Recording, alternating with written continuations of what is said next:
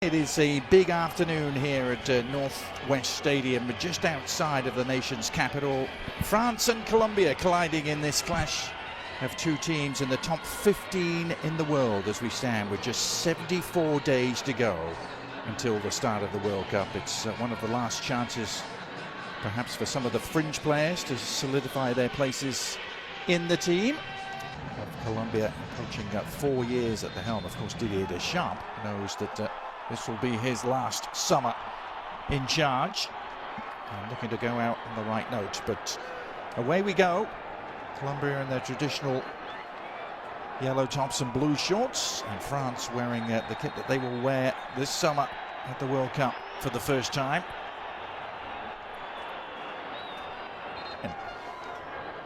And Adrian, if we're going to talk about victories of Colombia over France, there is another one.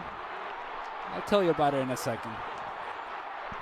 As it's Colombia who are making the first waves. Luis Diaz trying to make things happen for the first time. I did the research, Adrian. I went deep in the research.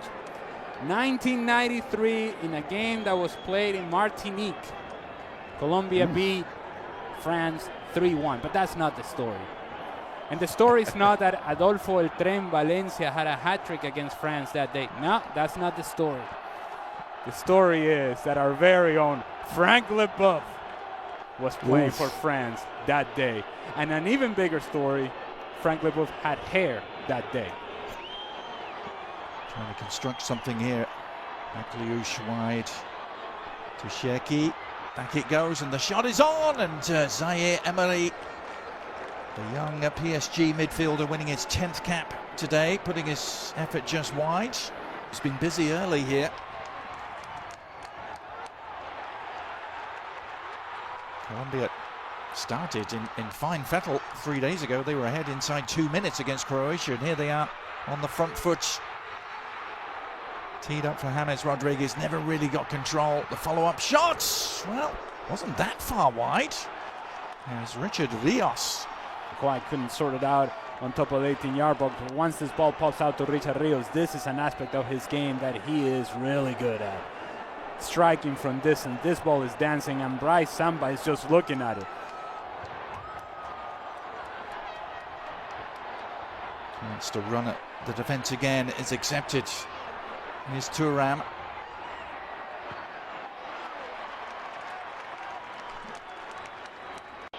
Played nearly every minute in 2018. N'Golo Kante has played the first touch, but able to keep the attack alive. Akliouche looking to combine, and well, it's an ungainly tangle of legs rather than an actual foul. There's an initial grab from Juan Cabal, a little something. Not enough for a penalty. Mojica sort of turns Akliouche around, and then Cabal, as you mentioned, a tangling of legs, and we play on.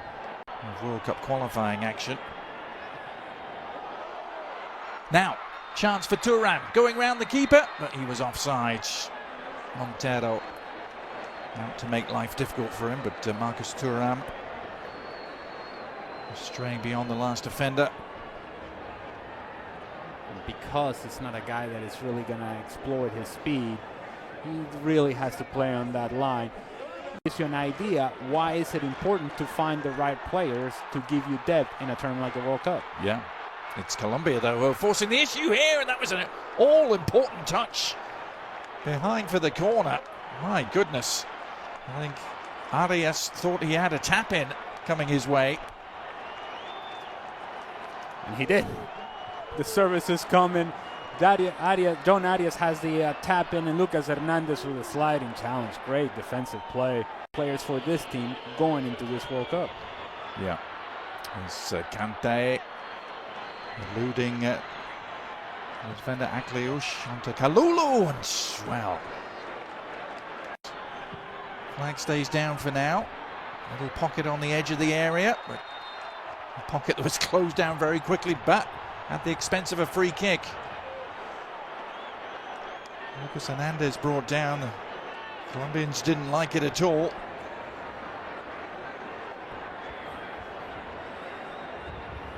think Lucas Hernandez is getting beat to the board. Richard Rios just throws his body at him. Digne right into the wall. Massive in doing so, even down to 10 men. Chance though for Colombia to make some waves here. Another great run down the left. Diaz teeing it up, and the shot all along the ground was a fair enough test there for Bryce Samba, who was equal to it. Give away from Digne. Colombia have it back. Some really good footwork there from Davinson Sanchez.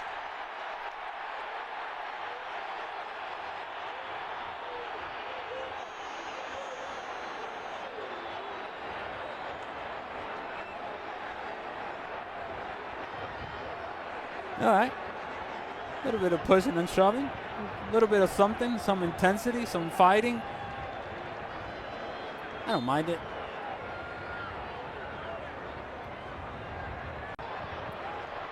Akliouche.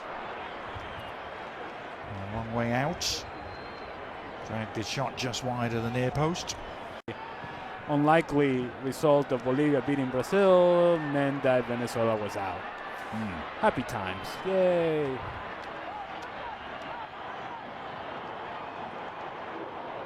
Under the cosh a bit here though. Here's Thuram looking to turn and lay off. The shot, oh, it's turned in. France leads. Doué's efforts took a huge deflection. May actually go down as an own goal. It certainly deceived Montero. But Doué receiving the plaudits. He just puts it on target, and then Daniel Muñoz is the one that deflects it on goal. Akliouche putting some pressure, looking for a combination, a little give and go action. Can I get him behind? No. It's going to be Marcos Thuram. And at this point, it felt like Colombia maybe had it under control, and they did not. The deflection by Johan Mojica falls onto the path of Doué, who puts it on target. Give him credit. Alvaro Montero had it covered. And to your point, Adrian, it is indeed the deflection of Daniel Muñoz that takes it away from Montero. 1-0 France. Daniel Muñoz just stretching out a left leg here to try and block the effort. All he could do was steer it past the helpless Montero. It was only a matter of time when he was just going to take over the world and be among the elites in the world. And it just never quite happened for him at the club level. No. As Arias gets to the byline, whips in the cross. A little bit of a late infringement there on Bryce Samba, who stays down.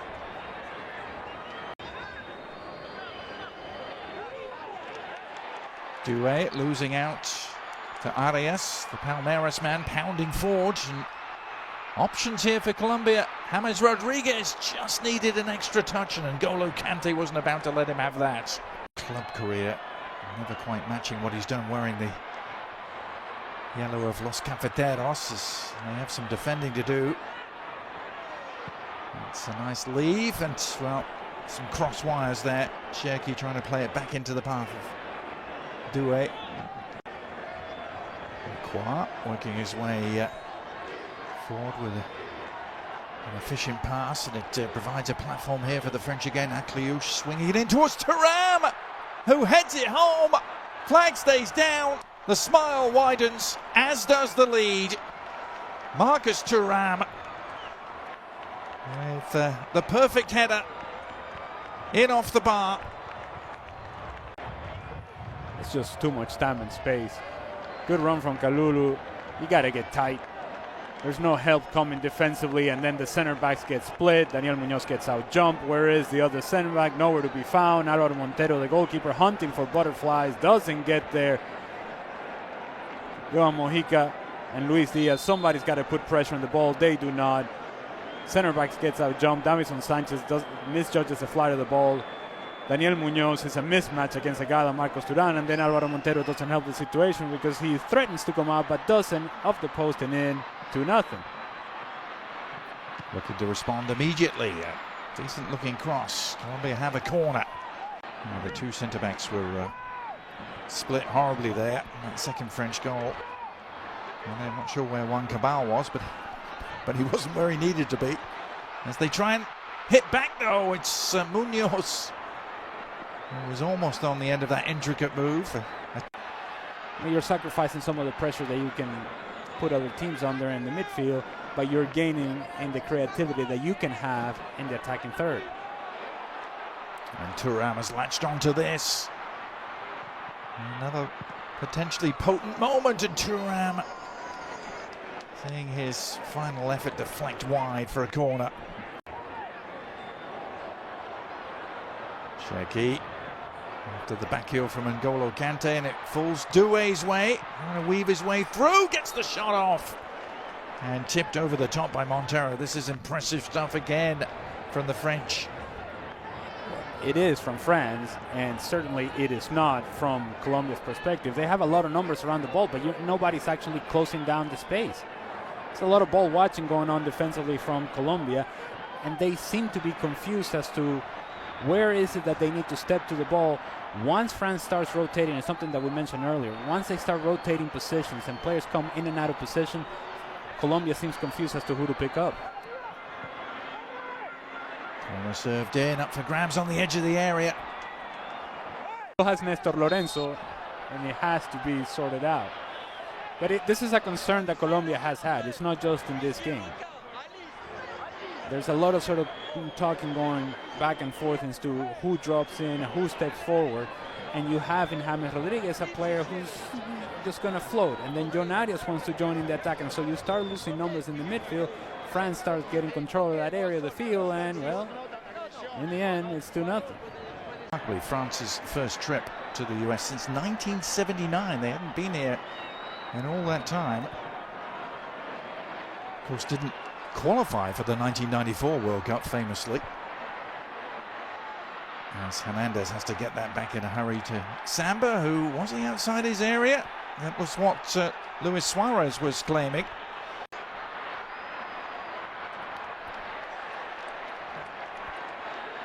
Recovery work from Doué, just disrupting it, breaking it up.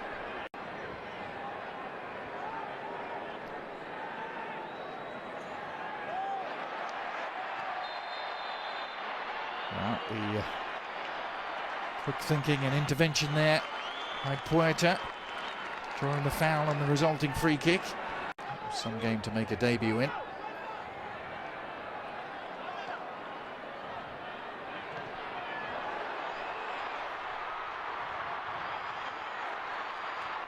A chance perhaps for Diaz to make some waves.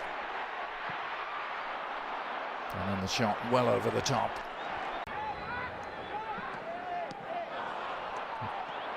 Well, that's a careless giveaway. Will it be punished? France on the move here. It's Thuram chasing it down. Good square, and the shot is on, and it's 3. And it's Doué again who's done it. A clinical counter-attack. The two goal scorers combining this time. Thuram teeing up Doué, who did the rest. It takes is a turnover, and then from there's 1 and 2 touches, and France are just running freely, able to find the correct pass with the correct pace. Optional defending at the back post. Hey, Daniel Muñoz, where are you, papi? ¿Dónde estás? Nowhere to be found. Nowhere to be found, and it's something that I mentioned earlier, that he lacks tactical discipline.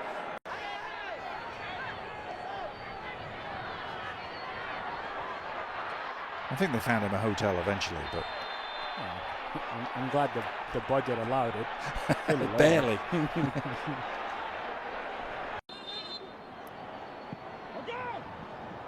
James curling it beyond the far post, still there for the taking. Got on the score sheet against Brazil. Very similar finish to the one that Kylian Mbappe had produced in the first half. In fact, he mentioned that in the post-game interview, didn't he? He said, saw the way Mbappe finished. This is a surging run from the Liverpool man, and in the end a cross.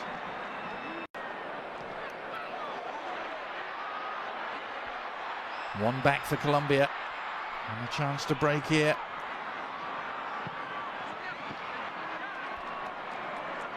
Samba down to smother. This at least a productive training session. Well, the majority of the crowd here in Landova are about to get their wish as Cordoba Has to make something happen. A chance for a reply, and they've taken it. Colombia getting on the score sheet. Jamington Campaz with the unerring finish in off the far post. All-Stars on the right-hand side. Doesn't seem like the cleanest of combinations, but it's a hold-up play from Cordova that I think breaks everything open. He tries to, on the turn, hits it on target. It's a friendly deflection for Colombia, but then after that, quality on the pass, good pace on the ball in terms of the pass. It gives Campas everything that he needs in order to hit this with his left foot, while Cordova is trying to create for himself. As it falls to the top of the 18-yard box, then it's a good pass with good pace and a good finish to the far post, off the post and in. 3-1. Yep, and another debut international goal for Campaz. Some energy and some life to Colombia. Quintero delivering the free kick, still up for grabs, appeals for a handball, rather half-heartedly. French defence under some duress here as Puerto reels around. Another good piece of play from him. It's a real scrum down inside the 6-yard box. Quintero eventually delivering to the near post. Another rebound the French can't quite deal with. Now they can. Very efficiently worked out of defence, and what a ball from Elise to release Ekitike round the keeper. He tried to go. Good recovery from Montero. Danger not removed, and it needs a goal line clearance in the end to prevent Colombia and France taking no notice of that and producing this. I think Ekitike just showed too much of the ball to Álvaro Montero, knowing exactly what he was going to do, and if he was going to take him to the outside, then that touch really has to get around the goalkeeper. Improve in the defending part, certainly in the center back position, that has been a problem. But when they get going like this offensively, it's difficult to stop them. Yeah. There's Elise. Mbappe under control. Nicely done for Digne. Back to Mbappe into the side netting.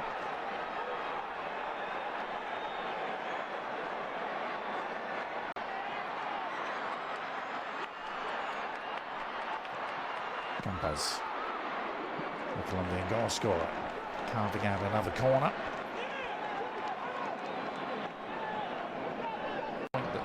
Been plenty of talented French teams that haven't won before.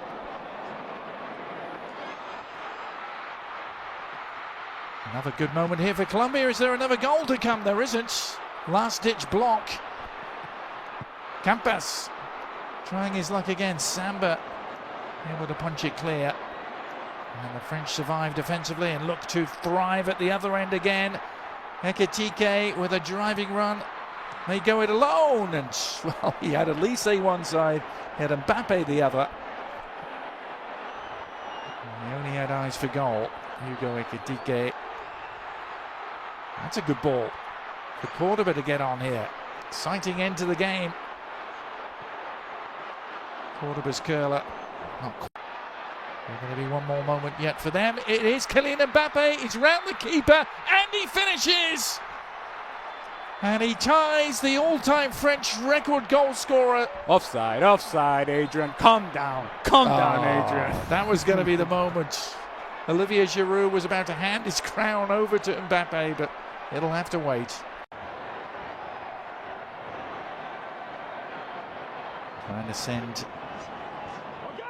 the yellow-shirted crowd home happy with another strike. It's not going to come, though. And with it goes the final whistle.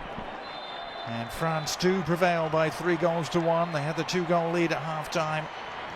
And they end with a 2-goal victory. Kylian Mbappe had the ball in the back of the net, but was offside.